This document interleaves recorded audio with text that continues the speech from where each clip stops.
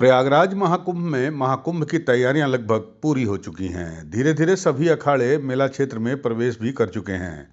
जूना अखाड़े के बाद अब अग्नि अखाड़े ने भी अपनी पेशवाई करते हुए छावनी में प्रवेश कर लिया है।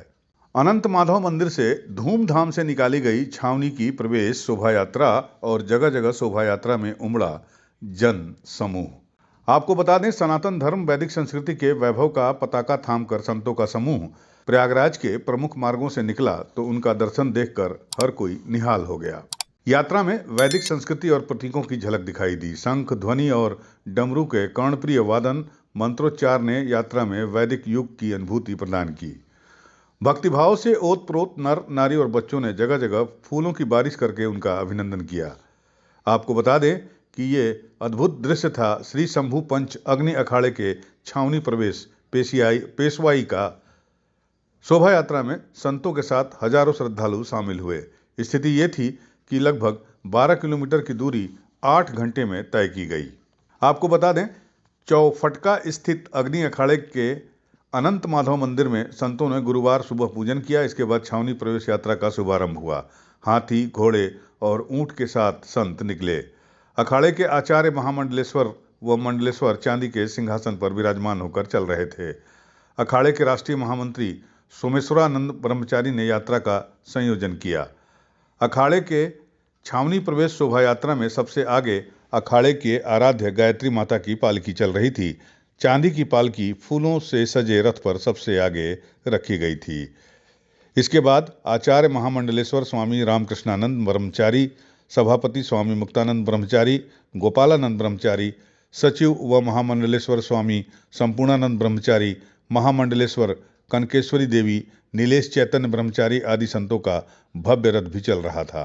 अध्यक्ष अखाड़ा परिषद व मनसा देवी ट्रस्ट श्री महंत रविंद्रपुरी, महंत देवेंद्र सिंह शास्त्री सहित 13 अखाड़ों के संतों ने जगह जगह यात्रा का स्वागत भी किया। सेक्टर 20 स्थित अखाड़ा नगर पहुंचने पर अग्नि अखाड़ा के संतों ने अपने शिविर में डेरा जमा लिया है। सर्वप्रथम धर्म ध्वजा के पास आराध्य की पालकी को स्थापित किया गया।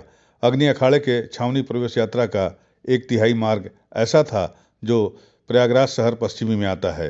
इस क्षेत्र में कभी माफिया अतीक अहमद का आतंक हुआ करता था, जिसमें इस तरह की भव्य शोभा यात्राओं का आयोजन भी एक सपना था।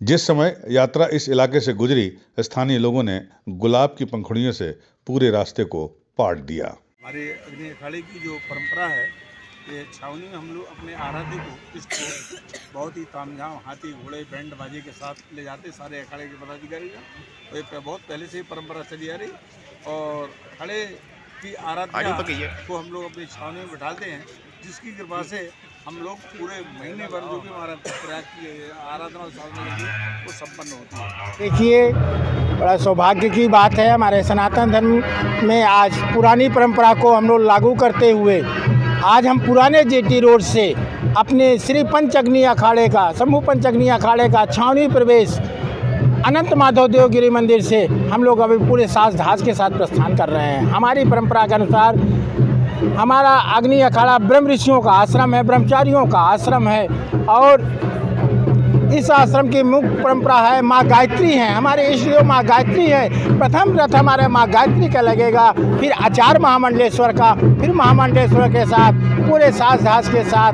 हमारी यात्रा छावनी में पूजा पाठ धर्म ध्वजा को लेते हुए आगे की ओर प्रस्थान कर रही है। यूपी न्यूज़ 9 के लिए प्रयागराज से विमल श्रीवास्तव की रिपोर्ट।